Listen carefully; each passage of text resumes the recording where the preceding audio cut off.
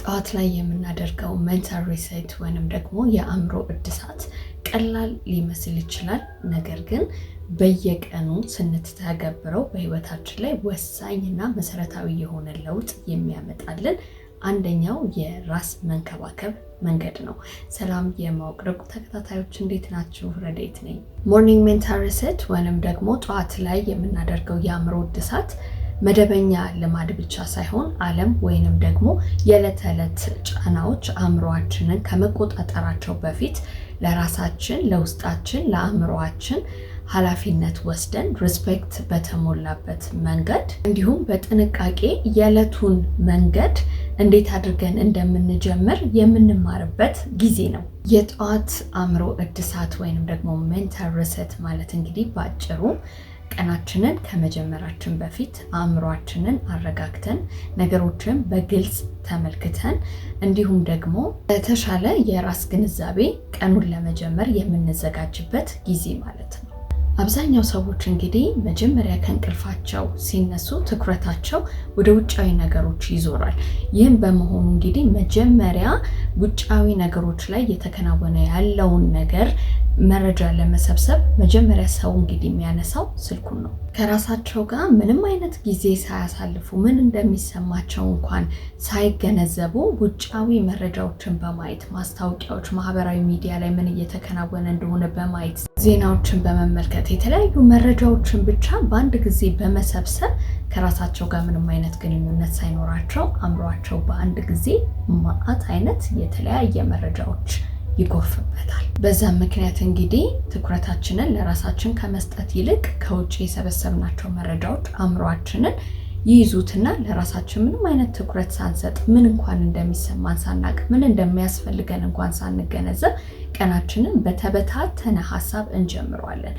ጠዋት ላይ እንግዲህ በተበታተነ ሀሳብ የጀመርነው ነገር ቀኑ ሙሉ እንደዚያው ነው የሚዘልቀው። ለዚህ ነው እንግዲህ ሞርኒንግ ሜንታል ሪሴት ወይንም ደግሞ ጠዋት ላይ የአእምሮ ማስተካከል ወይንም እድሳት የሚያስፈልገን። ይህን ነገር በምናደርግበት ሰዓት በእኔና በሌሎች ነገሮች መካከል ትንሽዬ የምትመስል ግን በጣም ወሳኝና በጣም ትልቅ የሆነ ድንበር ይፈጥራል።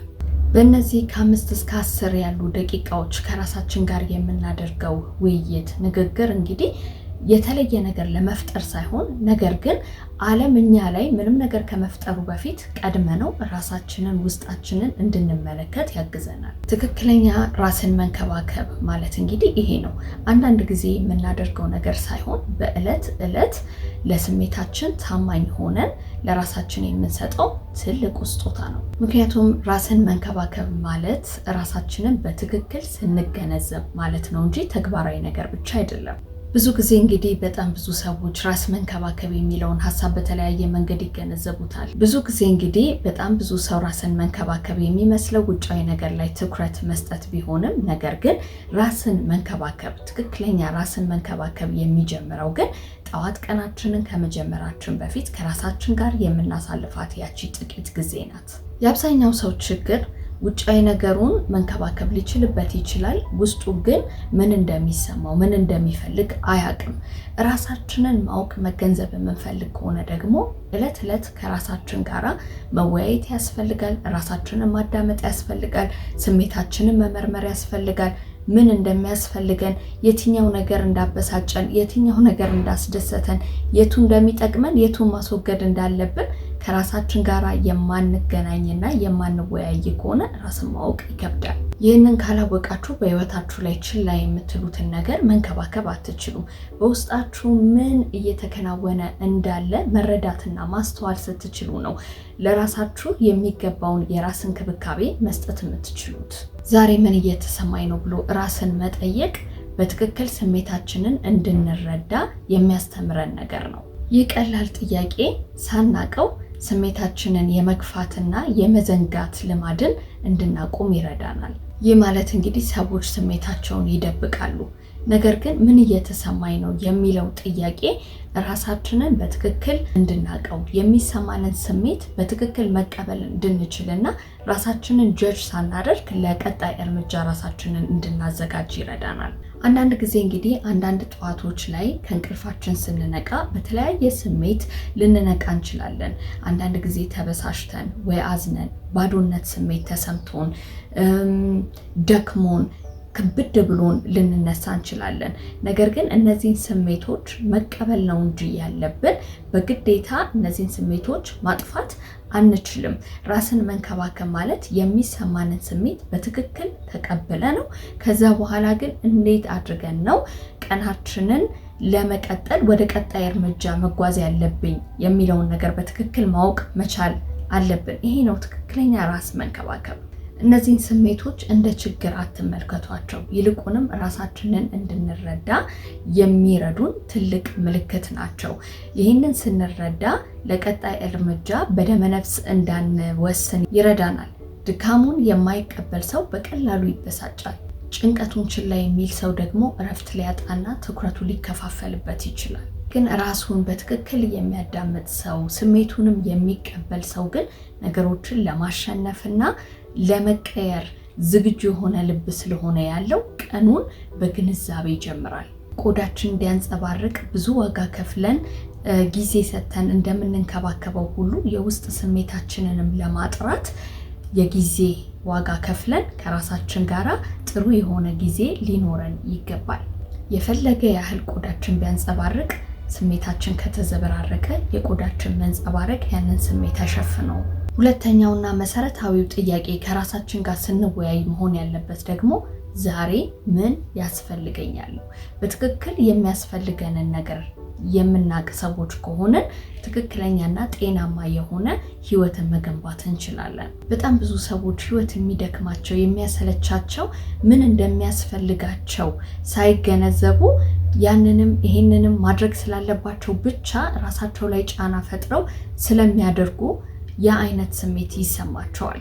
አንዳንድ ጊዜ እንግዲህ በጣም ብዙ ከመስራት ይልቅ እረፍት ሊሆን ይችላል፣ ማገገም ሊሆን ይችላል የሚያስፈልገን። ራሳችንን ከመግፋት ይልቅ ለራሳችን ደግ መሆን ሊሆን ይችላል የሚያስፈልገን። ከሰዎች ጋር መገናኘት ላይሆን ይችላል የሚያስፈልገን። ምናልባትም ጸጥ ያለ ስፍራ ሊሆን ይችላል የሚያስፈልገን። ስለዚህ ማለዳ ላይ የሚያስፈልገንን ነገር በትክክል ስንረዳ የተሻሉ ምርጫዎች ሊኖሩን ይችላሉ። ይህ እንግዲህ ትክክለኛውና የበሰለው ራስን የመንከባከብ መንገድ ነው። ምን እንደሚያስፈልገን ስናውቅ አንደክምም፣ በርናውት አናደርግም። በአጭሩ ምሳሌ ስሰጣችሁ ራስን መንከባከብ ማለት ለምሳሌ ሰላምና ጸጥታ ከሆነ የሚያስፈልገን የመጀመሪያው አላስፈላጊ ውይይቶችን ማስወገድ፣ ብዙ ድምፅና እንቅስቃሴ ካለበት አካባቢ መራቅ፣ ከአንድ ስራ ወደ ሌላ ስራ ለመሸጋገር ለራሳችን በቂ የሆነ ጊዜ መስጠት። የስሜት ድጋፍ ከሆነ የሚያስፈልገን ራሳችንን ጀጅ ከማድረግ ይልቅ ለራሳችን መራራትና ፍቅርን መስጠት ራስን መንከባከብ ነው። ለምን ዘገየው ወይንም ደግሞ በቂ አላደረኩም እያልን ራሳችንን ከመወንጀል ይልቅ እየሞከርኩ ነው፣ ለራሴ ጊዜ መስጠት እፈልጋለሁ ብሎ ማሰብ ትልቅ ራስን መንከባከብ ነው። ምን አይነት ኢነርጂ ይዤ ነው መጓዝ የምፈልገው የሚለው ነገር ነገሮችን ችላ ማለት ሳይሆን ይልቁንስ ነገሮችን እንዴት አድርጌ ነው መቋቋም የምችለው ወደሚለው አቅጣጫ ይመራናል። ህይወት እንግዲህ ጭንቀት፣ ያልተጠበቁ ነገሮች፣ የተለያዩ ስሜቶችን ይዛ ልትመጣ ትችላለች። ለዛ ነው የምንሸከመው ኢነርጂ ወሳኝ የሚሆነው። በእንደዚህ አይነት ጊዜ የያዝነው ኢነርጂ እንዴት አድርገን ለነዛ ነገሮች ምላሽ መስጠት እንዳለብንና እንዴት አድርገን ነገሮቹን መቋቋም እንደምንችል ያግዘናል። ካልም የሆነ ኢነርጂን መምረጥ ማለት ችግሮችን መሸሽ ማለት ሳይሆን ውስጣዊ ውዥንብሮችን አስወግደን እነዛን ችግሮች እንዴት አድርገን መቅረብ እንዳለብንና መፍታት እንዳለብን ያለማምደናል። ትኩረት ያለው ኃይልን መምረጥ ማለት ራሳችንን ማስገደድ ሳይሆን ትኩረታችንን ሊበታተኑብን ከሚችሉ ነገሮች እንዴት አድርገን ራሳችንን ማራራቅ ወይም ማለያየት እንዴት እንደምንችል የሚያስተምረን መንገድ ነው። ጀንትል ኢነርጂን መምረጥ ማለት ደግሞ ድክመት ሳይሆን አስፈላጊ የሆነውን ርህራሄና ፍቅር ለራስ መስጠት ማለት ነው። ስለዚህ ጠዋት ላይ አይምሮአችሁን ማደስ ማስተካከልን ስትለማመዱ በህይወታችሁ ላይ በቀስታ ነገር ግን በጥልቀት ለውጥ እያመጣችሁ ትሄዳላችሁ። በቀኑ መጀመሪያ ላይ ከራሴ ጋራ ጊዜ ያስፈልገኛል የሚል አስተሳሰብን መገንባት ትጀምራላችሁ። ይህ ደግሞ ውስጣዊ ደህንነትና በራስ መተማመንን ይገነባላችኋል፣ ውስጣዊ ጽናትን ያሳድግላችኋል። ስለዚህ ከራሳችሁ ጋራ ጊዜ ሳትወስዱ፣ ከራሳችሁ ጋራ ሳትነጋገሩና የሚሰማችሁን ነገር ሳትገነዘቡ ውጫዊ መረጃዎችን ሰብስባችሁ የውጭው ነገር እናንተ ላይ ተጽዕኖ እንዲፈጥር አትፍቀዱለት። ከምንም ነገር በፊት በዚህ ቅጽበት እኔ ራሴ በቂ ነኝ፣ የእኔ ደህንነት ይበልጣል የሚል ስሜትን ማሳደግ መቻል ይኖርባቸዋል። ስለዚህ ትክክለኛ ራስን መንከባከብ የሚጀምረው ራስን ከመፈለግ ነው። ራስን መፈለግ ደግሞ የዕለት ዕለት የህይወት ጉዞ ነው። ይሄ መልእክት ይመለከተኛል የምትሉ ሰዎች ካላችሁ በኮሜንት ሴክሽን ላይ ከነገ ጠዋት ጀምሮ ምንም ነገር ከማድረጌ በፊት ከራሴ ጋር ለተወሰነች ደቂቃ እወያያለሁ፣ ራሴን አዳምጣለሁ፣ ራሴን ለመገንዘብ እጥራለሁ እያላችሁ ጻፉልኝ።